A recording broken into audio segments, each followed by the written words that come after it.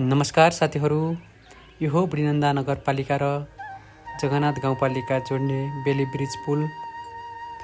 यो पिलुचौर बजार बाजुराको 4वटा स्थानीय तहको मेन केन्द्र पनि हो। नेपालको सबैभन्दा लामो नदी कर्णाली नदी यसको नजिक भएर बग्ने गर्छ। यो पिलुचौर बजार एक सुन्दर ठाउँ हो। यहाँको हरियाली, चिसो हावा र सरल जीवनशैलीले मन लोभ्याउने गर्छ। यहाँबाट हामी नेपालको मती रारातालको गन्तव्य सुरु गर्दैछौँ।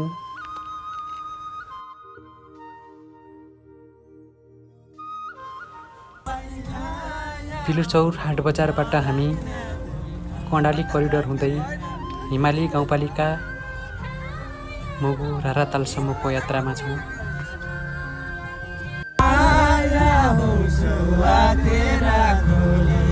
हामी निरन्तर यात्रामा रमाउँदै गीत गाउँदै हिमाली गाउँपालिका कार्य पिलुचौरबाट मुगु जिल्ला प्रवेश गरेका छौँ। खत्याड गाउँपालिका स्थित माचौर बाजुराबाट गाडीको यात्रा यहाँसम्म मात्र हुने गर्छ। यहाँबाट पैदल यात्रामा राराको यात्रा सुरु हुन्छ।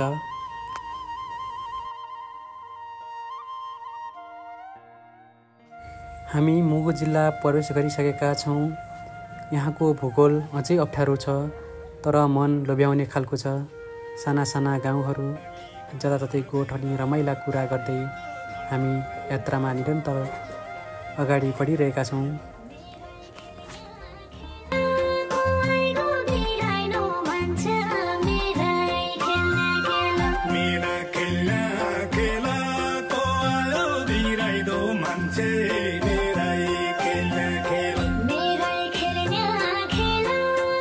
राराको यात्रा एउटा गन्तव्य होइन, सयौं रमाइला क्षणहरूको सङ्गालो हो।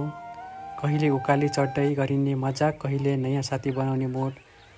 राराको पानी जस्तो चम्किलो थियो, त्यत्तिकै हाम्रो पल झल्किएको छ। हामी 4 घण्टाको गाडी यात्राबाट माचौर पुगेका थियौँ।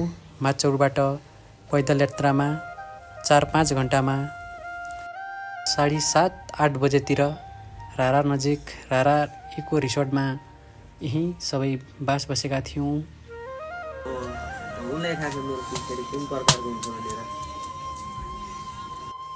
हामी भोलि बिहानै राराको यात्रातिर लाग्यौँ।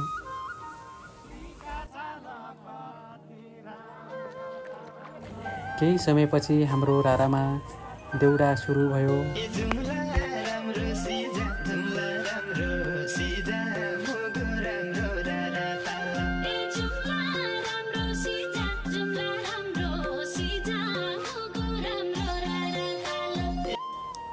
राराको किनारमै बसेर साथीले गाएको देउडा गीत अनि हाम्रो सामूहिक हाँसो, त्यो पल जीवनभर मनको क्यामेरामा कैद भएको छ। जति फोटो हेरेको थिएँ त्योभन्दा 100 गुणा सुन्दर लाग्यो।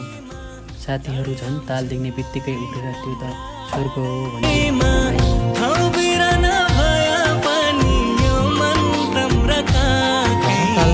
साँच्चै स्वर्ग जस्तै देखिन्छ।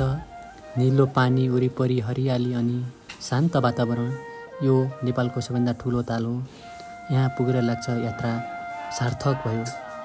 ताराले एउटा कुरा सिकाउँछ, जीवनको सार सुन्दरता र शान्तिमा छ। हाम्रो राराको यात्रा यहीँ समाप्त हुन्छ। हस्, धन्यवाद।